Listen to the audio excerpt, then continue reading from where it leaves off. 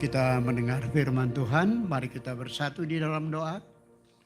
Kami bersyukur dan terima kasih Tuhan Yesus untuk seluruh rangkaian ibadah. Kami boleh menaikkan seluruh pujian padamu.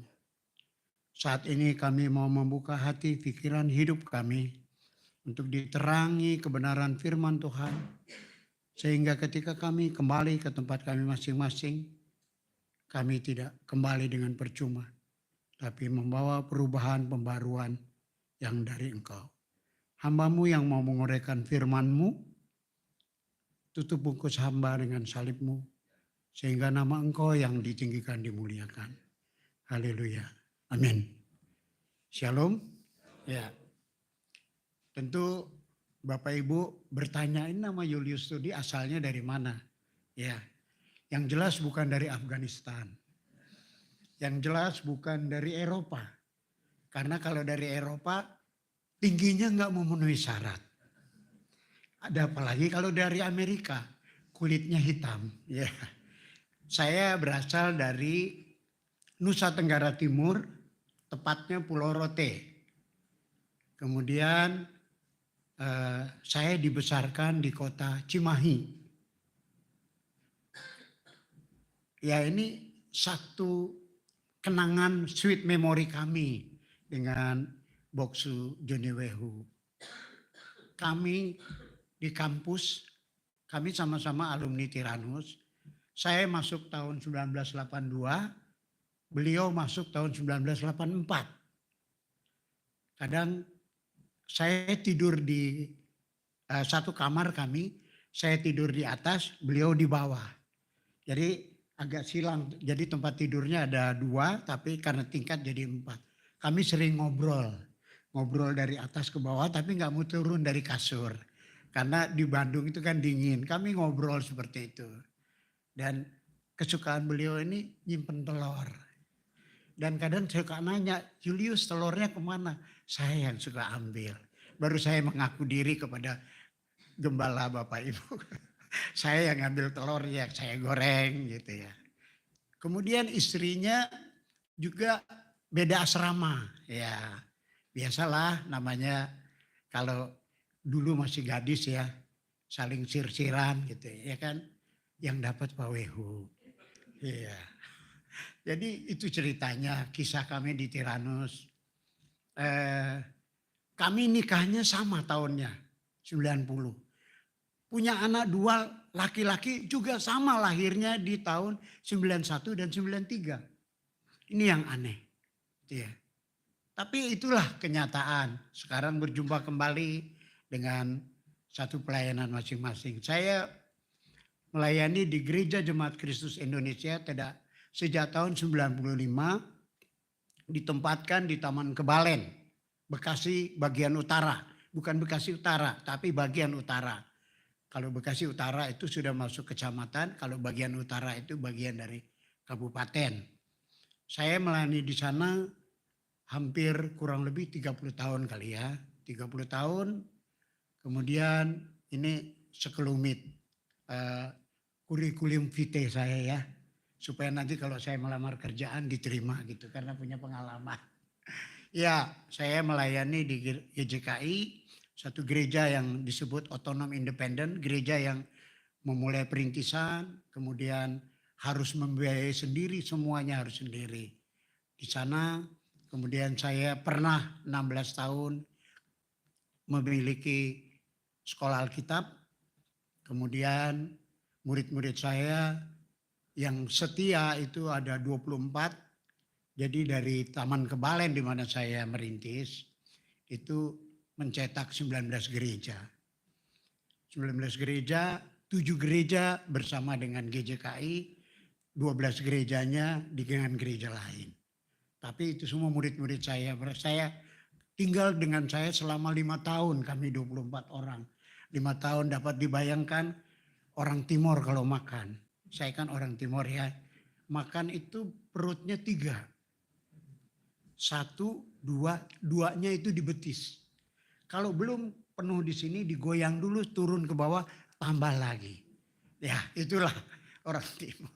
Tapi badannya kecil-kecil, hanya dalam pelayanan luar biasa, berhasil mereka mendirikan banyak gereja. Ya puji Tuhan, kemudian saya dikaruniai 2 anak. Satu anak kemarin 1 tahun lalu saya tabiskan menjadi gembala, menggantikan saya di tempat di Taman Kewalen, namanya Colin Tode. Tapi dia aktivitas hari-harinya adalah mengajar musik di Purwacaraka, yaitu jurusan piano dan keyboard. Yang kedua udah punya anak 1. Yang kedua Daniel Tode, dia sekarang sedang bekerja di Melbourne, Australia. Istrinya bekerja di rumah dengan perusahaan Singapura. Tugas kami berdua karena udah pensiun itu jaga cucu. Tapi saya bilang nggak mau jaga gratis ya, harus bayar dong. Karena papa mamanya juga ingin jalan-jalan, ingin itu. Ya akhirnya kami dibayar anak. Tapi itulah indahnya melayani Tuhan. Jadi apa kegiatan saya selain ini, saya juga dosen mengajar. Selain itu memfasilitasi siapa yang ingin masuk ujian negara, mendapatkan ijazah negara, saya memfasilitasi baik program sarjana pendidikan maupun sarjana teologi lewat beberapa STT. Jadi itulah aktivitas yang kami kerjakan. Saya pribadi khususnya tiap hari. Jadi Bapak Ibu Saudara yang dikasih Tuhan, ketika saya dikontak oleh Bapak Pendeta Wihu, kaget juga. Oh, rupanya dia masih ingat saya rupanya. Masih ingat, rupanya kita ini kawan lama. Ya bersyukur. Kemudian yang berikut dikasih topik. Topik tentang seks, dosa seks. Topik ini adalah satu topik yang tercatat di Alkitab. Itu kurang lebih 50% permasalahan Alkitab adalah seks. 50%. Mulai dari Adam, Hawa dan seterusnya itu penyebabnya adalah seks. Kalau kita lihat di Kejadian pasal 3 ketika Adam dan Hawa jatuh di dalam dosa. Apa yang mereka sembunyikan?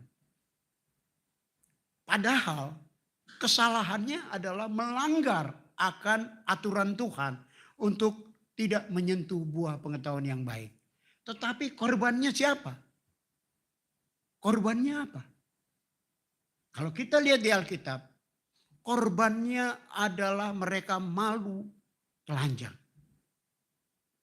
Mereka terbuka semua aibnya. Jadi kita lihat Alkitab mencatat 50% lebih kalau ditelusuri dengan baik, penyebab jatuh manusia, hancurnya manusia itu karena seks. Padahal seks itu Tuhan taruh. Matius Kejadian 2 ayat 22 sampai 25 itu indah. Mereka menjadi satu daging dan mereka tidak merasa malu. Jadi Bapak Ibu Saudara yang dikasih Tuhan Yesus. Topik pagi hari ini topik yang menarik. Kalau saya pakai mengajar itu kurang lebih 8 kali pertemuan. Siap untuk mengikuti 8 kali pertemuan hari ini? Dikali 1,5 jam. Berarti selesai jam berapa ya? Oh, ya ini hanya intermezzo saja. Tapi ini adalah topik yang menarik, tapi sekaligus topik yang membuat orang jauh dari Tuhan. Bahkan Alkitab katakan pelaku seks itu, penyelewengan seks itu adalah karena kejahatan mereka dan yang kemudian karena mereka tidak menuruti aturan Tuhan. Bisa salah seorang untuk membaca di dalam Amsal pasal 6 judul kita.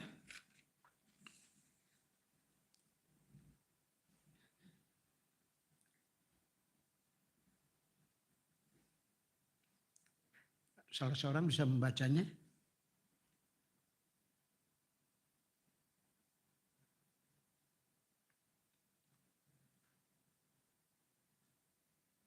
Alkitab katakan bahwa tidak ada kata seksual, tapi diganti dengan kata zina.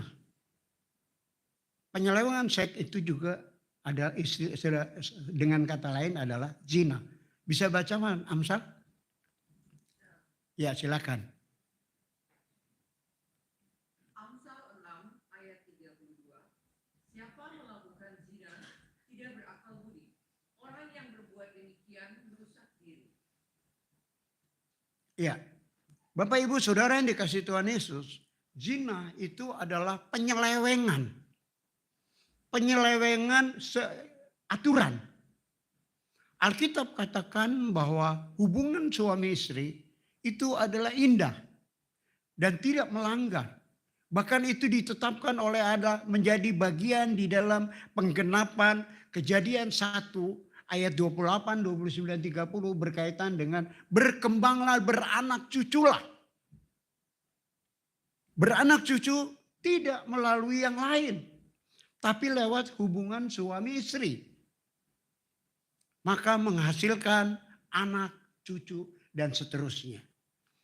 Tetapi sejak manusia jatuh di dalam dosa, Kejadian pasal 3, seluruh manusia, alam semesta, bahkan semuanya mengalami perubahan. Mengalami perubahan. Perubahannya apa? Perubahannya adalah perubahan karakter. Karakter manusia mengalami perubahan. Keinginan manusia yang semestinya, yang seharusnya sejajar, sederajat dengan Allah. Karena apa? Karena manusia itu bedanya dengan Allah. Allah pencipta, manusia dicipta. Kejadian 1:26, baiklah kita menjadikan manusia menurut gambar dan rupa kita. Jadi ada ide dan gagasan Allah yang ada di dalam diri kita. Di dalam Roma 3 ayat 23, manusia kehilangan kemuliaan Allah. Artinya manusia tidak lagi bisa mengikuti standar Allah. Tidak lagi bisa mensejajarkan dengan standar Allah yang segambar dan serupa. Akhirnya manusia kehilangan arah, kehilangan patron, kehilangan model, sehingga tidak pernah bisa lagi sejajar dengan Allah. Memang bedanya hanya pencipta dengan dicipta. Tapi kita lihat dampak daripada kejatuhan manusia di dalam dosa, dan kemudian seks itu menjadi salah satu serangan si iblis paling efektif bagi pasangan suami istri. Ya, kemudian saya baca beberapa buku dan juga digabung dengan pengalaman. Salah satu penyebab otak kita dan semuanya kita terlalu obsesi terhadap seks itu adalah faktor kebiasaan. Faktor kebiasaan yang dari dulu. Ya. Salah satu kegiatan yang pernah saya ikuti adalah pria sejati. Di pria sejati, ya mungkin Ibu Nunu, gitu ya. Di pria sejati sampai akhirnya dia dari pengikut Kristus dan semuanya menjadi pria sejati. Di dalam acara itu dibongkarlah seluruh karakter-karakter yang kita sembunyikan. Salah satu karakter yang ada di dalam pria itu adalah karakter seks. Karakter seks. Kenapa? Seks itu bekerja di otak. Dia bekerja di otak. Kemudian otak kita itulah yang mengolah. Tapi kalau kita sudah pernah punya pengalaman, ya maaf, saya sudah punya pengalaman sebelum menikah. Karena memang saya yang seharusnya mati, tapi diambil Tuhan Yesus, sampai akhirnya saya jadi hamba Tuhan. Ya dulu namanya anak tentara ya, nggak usah ditanya lah ya. Anak tentara dibilang badungnya, bandelnya. Nah hal-hal gitu hal lumrah, biasa. Tetapi apakah itu selesai setelah saya percaya kepada Kristus? Tidak. Dia terus menggerogoti pikiran saya lewat siapa? Itu kerjaan si iblis. Dia terus menggerogoti supaya saya eh, melihat bahwa seks itu adalah sesuatu yang bisa dipetualangkan. Ya, bisa tidak saja pada istri tapi juga pada yang lain. Ya. Kemudian kita lihat Matius 5:28. Matius 5:28 mengatakan demikian.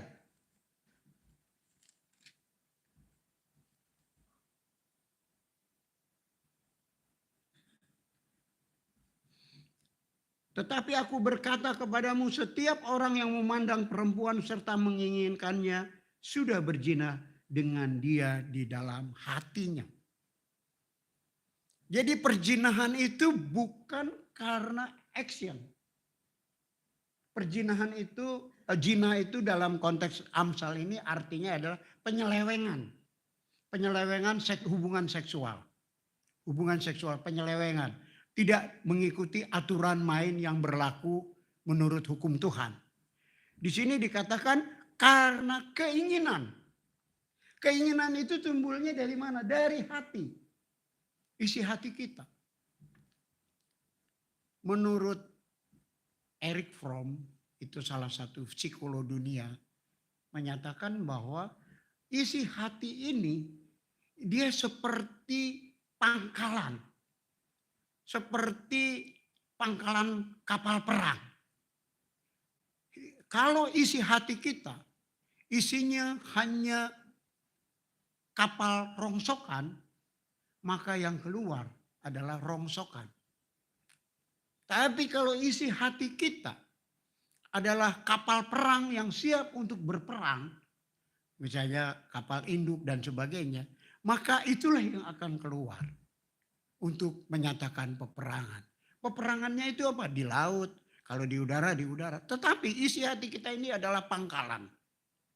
Pangkalan untuk seluruh aktivitas hidup kita. Jadi Bapak Ibu Saudara yang dikasihi Tuhan Yesus. Bagaimana cara supaya hati kita, isi hati kita ini berubah. Bukan lagi kapal rongsokan, bukan lagi kapal rusak dan sebagainya. Tapi kita ganti dengan pesawat-pesawat tempur yang luar biasa yang siap berperang menyerang musuh. Di dalam kitab Mazmur dikatakan pasal 1, renungkanlah firman Tuhan itu siang dan malam. Kata renung di sini bukan ngelamun. Kata renung di sini bukan duduk semedi. Bukan. Tetapi renungkanlah firman Tuhan itu artinya apa? Membaca. Membaca, mengerti, kemudian berusaha lewat firman Tuhan itu menyingkirkan kotoran-kotoran yang ada di dalam isi hati kita. Itu sebabnya kejatuhan seks itu karena keinginan. Karena keinginan. Yang kemudian yang kita lihat yang pertama itu adalah keinginan yang tersimpan di dalam hati. Jadi harus kita mainkan itu adalah hati. Hati itu perlu kita ingat itu harus dituntun oleh pribadi kita. Jadi hati ini harus dituntun oleh pribadi kita. Pribadi kita itu siapa? Yang segambar dengan Tuhan. Jangan bilang isi hati saya sudah begini. Seperti contoh, kita pahit terhadap seseorang. Benci terhadap seseorang. Bagaimana itu sudah tersimpan di dalam hati. Apalagi misalnya benci dengan orang-orang yang pernah menzolimi kita. Bagaimana cara menyingkirkannya? Cara menyingkirkannya adalah dengan pribadi kita. Yang segambar dengan Allah untuk kita mulai nyatakan, Tuhan, Engkau sudah menebus saya. Engkau sudah memperbaiki hidup saya. Engkau sudah menolong saya. Yaitu apa? Lewat pengorbananmu. Itu harus diperkatakan. Itulah perenungan firman Tuhan. Maka seluruh kejahatan yang ada di dalam hati kita bisa dikalahkan. Ketika kita sadar bahwa kita segambar dengan dia. Kenapa? Karena kita diciptakan. Kemudian diciptakan kita punya apa? Punya kehendak. Punya keputusan. Keputusan misalnya saya tidak suka dengan Bapak A. Iblis itu bisa mengolah, meramu, menjamu, mengolah sampai akhirnya mengadoni sampai kemudian kebencian itu menjadi sempurna dan meningkat kualitasnya. Tapi firman Tuhan bisa menghancurkan hal yang demikian dengan katakan, apa rahasianya? Di Alkitab. Oh iya, Alkitab katakan, ampunilah, pengampunan. Begitu juga dengan seks. Terus terang, seorang lelaki itu sangat sulit. Berdasarkan penelitian di London, penelitian tentang seksual saja. Laki-laki itu paling sulit untuk menyingkirkan pikiran yang terisi oleh seks. Karena orang dia tanya, Julius, kamu mencintai istrimu karena apa? Ada yang bilang, karena dia ini. Karena enggak, saya bilang karena dia cantik.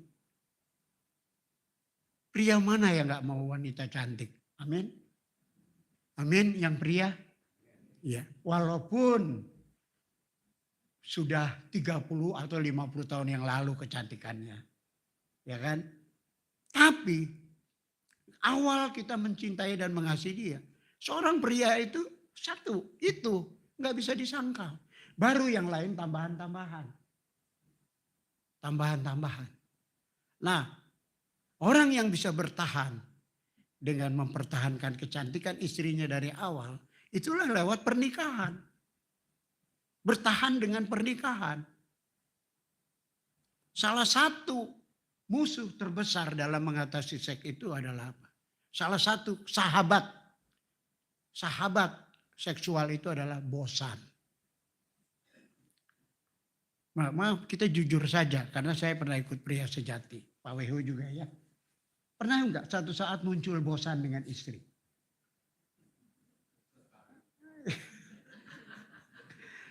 Bosan. Ibu pernah Bu dengan suami bosan? Ibu yang ini yang tadi baca Alkitab? Pernah? Pernah, ya. Billy Graham waktu ditanya, pelayanannya luar biasa. Tapi istrinya ketika Billy Graham meninggal ditanya, apa yang menyebabkan ibu bertahan dengan Pak Billy Graham? Ya, yang menyebabkan saya bisa bertahan dengan dia adalah saya berusaha untuk tidak menceraikan dia. Berusaha untuk tidak menceraikan dia. Saya mempertahankan dia. Billy Graham, pengkhotbah almarhum yang terkenal di tahun 50-an. Puluhan juta orang bertobat lewat pelayanannya di Eropa Timur, di Eropa Barat, di Amerika Latin dan sebagainya, bahkan sebagian di Asia. Kebosanan. Ya, saya harap ketika nanti pulang dari gereja, sesuai dengan khotbah pendeta Julius Tode, tanya, wah kamu bosan gak dengan saya? Mah kamu bosan gak dengan saya? Bosan gak? Karena ada di luar itu banyak sekali yang membuat cinta awal kita muncul. Ya kan? Misalnya kita lihat pameran mobil, ya kan? SPG-nya tuh cantik-cantik ya. Tinggi-tinggi. Ya saya laki-laki walaupun pendeta. Laki-laki. Mengakui itu. Lihat luar biasa. Pergi kemana aja, tapi jangan pergi ke rumah sakit. Saya pernah pergi ke rumah berobat rutin ke rumah sakit, bukan berobat cek dokter. Saya lihat semua orangnya itu semua lesu-lesu, ya kan? Mau menuju ke sana. Nah, jangan lihat ke sana. Makanya kalau pergi ke rumah sakit, ya. Tapi kalau pergi ke mall, ya kan? Ke pameran-pameran, itu menyenangkan. Ada orang bilang katanya cuci otak. Cuci mata. Kalau Pak Pehu operasi mata. Bukan cuci mata. Ya, operasi mata. Supaya apa? Supaya kelihatan Ibu Nununya cantik terus. Iya, karena katanya dalam beberapa meter itu buram. Buram, jangan-jangan hidung di mana, telinga di mana. Enggak. Iya, begitu habis operasi. Cantik lagi luar biasa. Langsung teringat akan tahun 90 ketika menikah ya. Iya, luar biasa. Apalagi sekarang, zaman sekarang banyak snack, banyak TikTok dan semuanya. Lihat bagaimana suami istri waktu pertama gandengan, waktu tahun kedua jaraknya jalannya sudah tidak gandengan. Tahun ketiga jalanannya lakinya di depan, perempuannya di belakang. Jalan keempat baru matamu kemana? Nah itu faktor-faktor penyebab kita bisa keluar dari alurnya Tuhan. Kenapa? Satu, hati ini yang harus dibenahi. Bukan teknis, bukan cara dan semuanya. Hati ini yang harus dibenahi. Cara membenahinya tidak gampang. Merenungkan firman itu tiap hari. Merenungkan firman itu tiap hari. Kita lihat seperti di medsos-medsos ya. Ketika istrinya pura-pura pergi, dia pura-pura nangis ya kan. Pura-pura nangis. Gitu. Begitu udah keluar pintu, tutup pintu. Hore. Gitu. Nah banyak, tapi begitu masuk lagi lihat suaminya rupanya senang kepergiannya. Apa sebabnya? Salah satunya adalah karena bahasa sederhana bosan. 24 jam yang dilihat itu lagi. Tidur itu lagi. Di dapur itu lagi. Ya kan? Apalagi menurut penelitian wanita kalau tidak 15.000 kali kata per hari, dia belum wanita. Jadi harus 15.000 kali dia mengatakan. Tapi kalau saya belajar lagi, itulah kesehatannya. Istri saya, wah, selalu memperkatakan 15.000 kata per hari. Tapi jadinya semakin cantik. Semakin sehat. Gitu. Semakin luar biasa. Tapi itulah olahraganya. Olahraga lari-lari itu enggak ini. Olahraga yang terbaik itu adalah kalau dia bisa ngomelin suaminya. Dan suaminya enggak boleh respon. Gitu. Ya nggak boleh respon terlalu. Ini bukan permainan saya, tapi saya juga meneliti, melihat setiap peristiwa pengalaman demi pengalaman lewat survei demi survei. Kemudian Bapak Ibu Saudara yang dikasihi Tuhan Yesus, zina itu yang menyebabkan perceraian. Itu ada di dalam Matius 5:32. Nggak usah dilihat ayatnya enggak apa-apa. Kemudian zina itu atau juga penyelewengan seksual itu menyebabkan kehancuran. Tidak pernah berdasarkan penelitian, tidak pernah ada orang yang semuanya sukses. Kalau seksualnya atau hubungan suami istrinya kurang baik. Walaupun kelihatannya hebat, tapi sebenarnya tidak. Sebenarnya tidak. Banyak dialami oleh hal itu. Steve Jobs, pendiri Apple, baik handphone dan juga kalau tidak salah laptop. Salah satu dia meninggal usia 57. Untuk seorang Amerika meninggal 57 itu salah, artinya tidak benar. Kenapa? Segala kesehatan, semua pengobatan, semuanya bisa ditangani dengan baik. Tapi kenapa dia meninggal usia 57? Salah satunya, penyebab yang utama, dia tidak mengampuni orang tuanya. Dia tidak mengampuni orang tuanya dan dia tidak menyatakan bahwa dia sukses dan berhasil. Dia salah satu orang terkaya di dunia dengan iPhone-nya. Salah satu orang yang tidak mengucap syukur. akan keberhasilan lewat peran orang tuanya.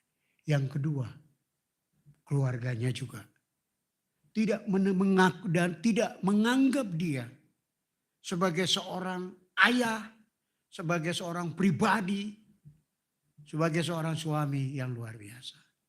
Akhirnya hidupnya kering. Saya bisa tidur di barang yang miliaran pengobatan. Tapi hati saya tidak bisa pulih. Salah satu presiden Amerika yang namanya Ronald Reagan. Usia 90 berapa lebih. Ketika dia dinyatakan kanker. Kemudian dia belajar untuk melihat bahwa kanker itu adalah sahabat. Kemudian dia lakukan apa? Dia melakukan pengampunan. Baik terhadap istri, baik terhadap anak-anak dan semuanya. Sampai akhirnya dia nyatakan kembali bahwa istrinya lah yang terbaik. Ketika dia berobat kembali, kankernya dinyatakan tidak ada. Jadi Bapak Ibu Saudara yang dikasihi Tuhan Yesus, hati kita itu harus dijaga. Dijaga. Kenapa? Kita ke gereja paling panjang 3 jam. Kalau kita hanya mengandalkan firman Tuhan dari 3 jam dari 24 jam per minggu. 24 jam kali 24 kali 7. 100 berapa? 148 jam. Hanya kita 3 jam. Tidak mungkin hati ini akan bisa menjadi sesuai dengan kehendak Tuhan. Harus luangkan waktu isi hati kita dengan firman Tuhan. Maka segala kotoran toksin itu akan keluar dengan sendirinya. Dan saya belajar untuk hal itu. Saya sering ditegur istri saya karena terlalu banyak mungkin nonton saya suka nonton film perang, suka nonton film silat, ya kan? Film-film silat itulah hobi. Karena dari dulu kan nontonnya Bruce Lee, ya kan? Bruce Lee dan Tilung dan sebagainya. Dan itulah tontonan. Tapi istri saya sering tegur. Kadang marah gitu. Lu negur enak-enak banget, itu kan kesukaan saya. Tapi enggak dilampiaskan kemarahan itu.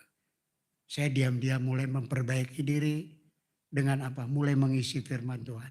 Dengerin lagu-lagu rohani. Isi firman Tuhan. Maka seluruh dosa-dosa yang berkaitan dengan seks itu akan terkikis dengan sendirinya. Apalagi yang punya kantor, yang punya sekretaris, punya ini, punya itu, punya ini. Itu tantangan terberat. Kemudian Bapak Ibu Saudara yang dikasihi Tuhan. Zina atau penyelewengan seksual itu adalah sejajar dengan hawa nafsu. Sumber hawa nafsu di mana? Di hati. Sumber hawa nafsu itu adanya di hati. Hawa nafsu ingin ini, bukan di pikiran. Pikiran itu hanya pelaksana. Dia yang memerintahkan. Tangan, kaki, melangkah, pukul, cubit dan sebagainya. Dia hanya diberi menjadi pelaku, pemerintahnya. Tapi isi hati ini yang memerintah semuanya. Jaringan-jaringan di dalam hidup kita. Kalau hati kita isinya terus tentang Tuhan, tentang kebaikan Tuhan. Saya yakin dan percaya. Sedikit demi sedikit akan terkikis, tidak bisa hilang. Tapi tidak akan hilang. Paulus sendiri katakan bahwa dosa dalam dagingku tidak bisa terhapuskan. Iya, tidak bisa terhapuskan. Tapi tubuh rohaniku semakin lama semakin sempurna. Jadi Bapak Ibu Saudara yang dikasihi Tuhan Yesus. Lawan semuanya. Lawannya dengan apa? Bukan dengan pasrah minta kekuatan Tuhan, tidak. Roma 8:28 mengatakan, aku turut bekerja sama untuk mendatangkan kebaikan bagi orang yang mengasihi Dia. Roma 8:28. Ada satu peran yang kadang kita tidak mengerti. Tuhan, apa itu peran saya? Perannya itu adalah perintah hatimu untuk isi firman Tuhan. Kenapa? Bukan pikiran, bukan semua, itu bisa diperintah. Dengan kita ambil, kenapa? Alkitab katakan bahwa kita itu diciptakan, dalam bahasa Inggrisnya free will. Ada satu kehendak. Ada satu otoritas yang dimiliki oleh kita. Yang harus memerintah hidup kita. Ada nggak di sini yang tadi malas ke gereja? Memang sampai di sini baru tenang. Tapi awalnya bisa saja malas. Ya, saya juga dalam pelayanan kejemaatan begitu. Maaf, di minggu ini saya nggak bisa datang Pak Pendeta. Kepala sakit. Minggu depannya lagi atau 2 minggu lagi kakinya sakit. Tapi Senin ketemu di jalan. Dari mana Bu? Aduh, kemarin tadi sore udah sembuh Pak Pendeta. Karena ibadahnya kami jam 10, jam ini. Sore udah sembuh, terus kami ke mall dulu, jalan-jalan dulu. Nanti sebulan lagi telinganya yang sakit. Jadi nggak aneh. Jadi Pak Buksu biasa aja ya Pak ya. Nah, ada timbul, bagaimana cara melawannya? Pribadi kita yang melawan. Dulu kami kuliah nggak ada istilah sakit sedikit nggak boleh masuk, harus masuk. Mau pilek mau apa, rektor kami dulu yang sudah almarhum Profesor Hid, harus masuk kuliah, tidak bisa tidak boleh ada alasan. Walaupun di dalam ruangan wajib, gitu. Tapi tetap harus kuliah. Nah itu mereka lah 2 saksinya. Jadi Bapak Ibu Saudara yang dikasih Tuhan. Lawan dengan pribadimu. Pribadi itu dari mana? Dari Tuhan. Tuhan. Katakan, Tuhan, aku mau isi hati. Jadi hati ini bukan kita yang memerintah. Tapi kita mengisi. Pribadi itu datang dari Tuhan. Karena apa? Karena kita segambar. Secitra, se-image dengan Allah. Ini baru 1/5 khotbah.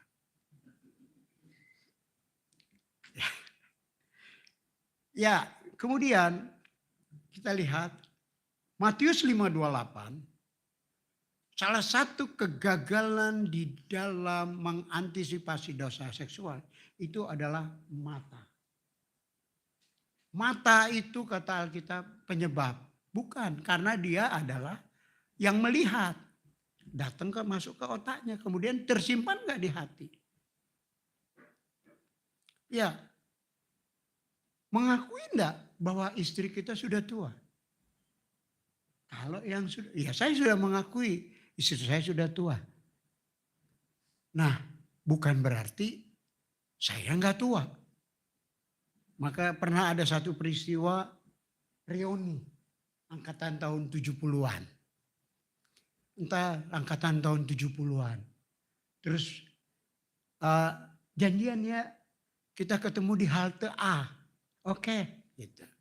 Cowoknya ini sendiri. Terus dia mutar. Oh kemana temanku ini? Terus lu di mana? Ini gua di halte. Lah, ini nggak habis. Gua kira udah ada 3 nenek-nenek di halte. Kenapa lu nggak stop? Gue juga nggak mau tahu. Lu buka jendela rupanya ada kakek-kakek muter-muter juga. Nenek-nenek dan kakek-kakek angkatan 70-an ya wajar. Gitu. Nah, kita sudah uzur dalam usia tapi hati kita harus terus diperbaharui. Amin. Diperbaharui dengan apa? Renungkan firman Tuhan itu siang dan malam tanpa batas. Ada waktu kapan saja. Tuhan tidak menyuruh pagi hari, tidak. Setiap saat kita harus punya isi terus hati ini dengan firman Tuhan. Harus diisi. Pembacaan Alkitab saya di mana? Sampai di mana? Dan seterusnya. Baca Alkitab tidak penting harus tahu seperti dosen teologi ya. Tidak. Baca Alkitab, cukup mengerti dan memahami, nanti Roh Kudus yang akan memberikan pengertian. Itulah hebatnya Alkitab. Segala tulisan yang diilhamkan Allah. 2 Timotius 3:16. Memang bermanfaat untuk mengajar, mendidik, untuk menyatakan seluruh kebenaran. Baca, ambil komitmen. Kalau yang matanya sudah ini, cari cara lain. Supaya apa?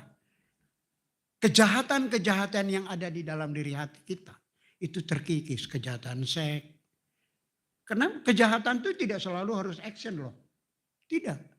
Alkitab tidak katakan bahwa kejahatan itu action. Bukan kayak kejahatan misalnya membunuh, tidak. Di sini di Alkitab katakan mengingini saja sudah bersalah. Mengingini saja sudah bersalah. Kemudian Markus 7:22, zina itu sejajar dengan kejahatan moral. Dia sejajar dengan kejahatan moral. Apa kejahatannya? Alkitab katakan ada yang pemburit, serakah, hawa nafsu, korup, dan sebagainya. Itu sejajar. Itu Alkitab yang menyatakan. Oleh karena itu, bagaimana cara menanggulanginya? Tidak ada yang lain, firman Tuhan. Tidak ada cara yang lain. Pergi ke dokter manapun, tidak akan sembuh. Tidak akan sembuh. Sembuhnya hanyalah di dalam Tuhan Yesus. Kemudian di dalam 1 Korintus 6 ayat 9, zina itu sejajar dengan kejahatan yang tidak mendapat bagian dari kerajaan Allah. Pemburit, Alkitab katakan pemburit, itu artinya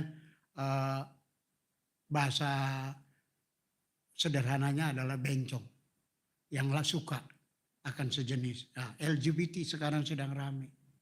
Tapi nggak perlu itu dibahas. Nggak penting itu. Nggak penting bagi kita orang percaya. Walaupun ini. Kenapa? Semakin dibahas, semakin berkembang. Ya, kita lihat semakin berkembang. Gereja sudah mulai ambil bagian memberkati LGBT.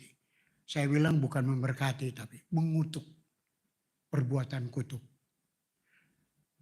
Kalau kita ingin maju dan bertumbuh berbuah dalam terang Yesus Kristus, hal-hal yang demikian tidak usah terlalu dipedulikan. Pedulikan ajalah kasih Tuhan Yesus itu. Pikirkan siapa yang butuh kasih Kristus.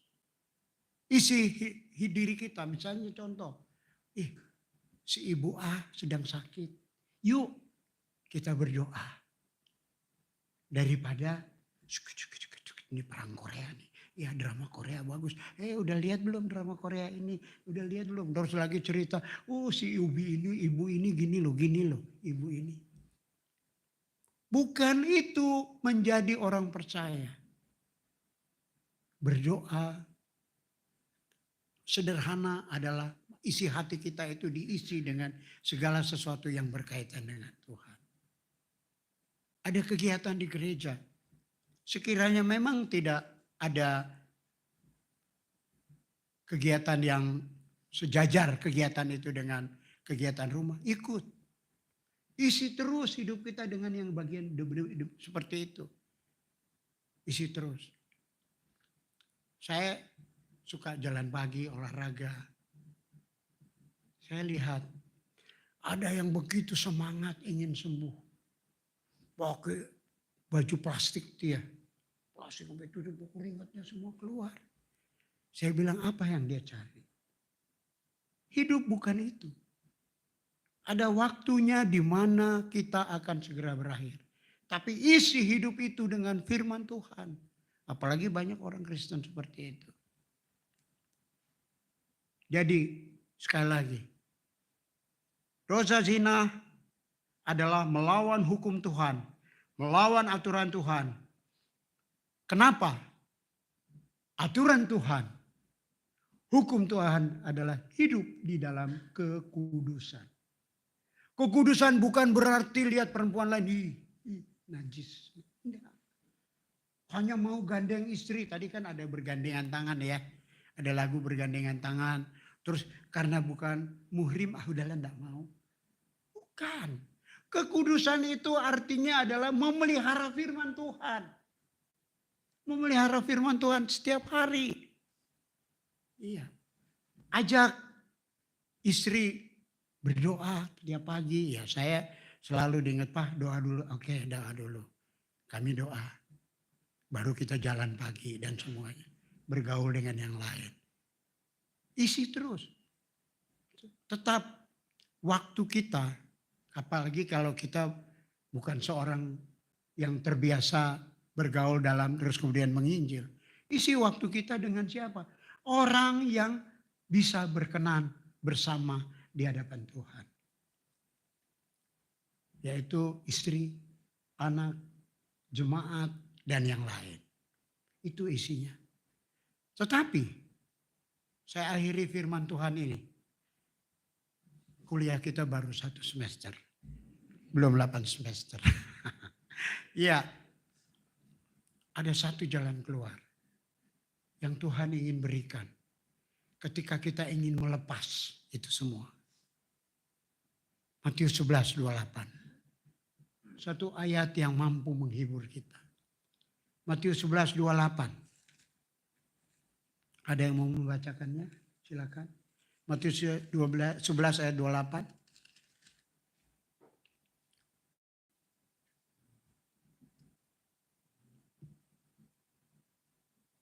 Ayat 28. Matius 11 ayat 28. Silakan ada yang mau membacanya. Anak muda yang mau membantu saya silakan. Baca dengan keras. Ya. Marilah kepadaku semua yang letih lesu dan berbeban berat, aku akan memberi kemudahan. Terus. Ikulah kuk yang kupasang dan belajarlah padaku, karena aku lemah lembut dan rendah hati, dan jiwamu akan mendapat ketenangan. Ya, sebab kuk yang kupasang itu enak dan bebanku pun ringan. Bapak Ibu Saudara yang dikasihi Tuhan Yesus. Tidak ada manusia di dunia ini yang mampu berkata demikian. Sekalipun dia ahli psikiater, ahli penyakit dalam, ahli semuanya. Tidak ada yang mampu berkata seperti ini. Hanya melalui Tuhan Yesus. Ada penyakit yang tidak bisa disembuhkan di dalam diri kita. Yang tahu hanya kita sendiri. Yang tahu hanya kita sendiri. Silakan koreksi hidupmu. Silakan teliti. Apa yang membuat saya tidak bisa mengasihi dia. Tidak bisa mengampuni dia. Tidak bisa meninggalkan dia. Tidak bisa melihat segala sesuatu yang indah terus kemudian indah walaupun menyesatkan. Bisa saya buat. Hanya Tuhan Yesus. Marilah semua yang letih lesu. Yang mengalami letih lesu. Datang pada Yesus. Bukan datang pada yang lain. Seorang gembala hanya bisa menuntun pada kebenaran firman Tuhan. Marilah semua kepadaku yang letih lesu dan berbeban berat. Aku akan memberi kelegaan kepadamu. Bebas merdeka. Kita bebas merdeka dari segala bentuk kejahatan yang ada di dalam hati kita. Salah satu topik saat ini adalah kejahatan seksual. Yang disebabkan oleh mata, lari ke hati, menginginkan ke ini. Disebabkan juga oleh kebosanan. Saya undang semua untuk berdiri. Katakan kepada Tuhan. Saya tidak tahu permasalahan Bapak Ibu. Tapi Tuhan Yesus Maha tahu. Amin. Taruhlah tangan di dadamu. Katakan Tuhan. Aku ingin pulih. Aku ingin merdeka. Aku ingin lepas dari setiap permasalahan-permasalahan yang orang tidak pernah tahu. Hanya saya yang tahu. Hanya saya yang tahu permasalahan-permasalahan di dalam isi hati kami. Terima kasih Tuhan Yesus.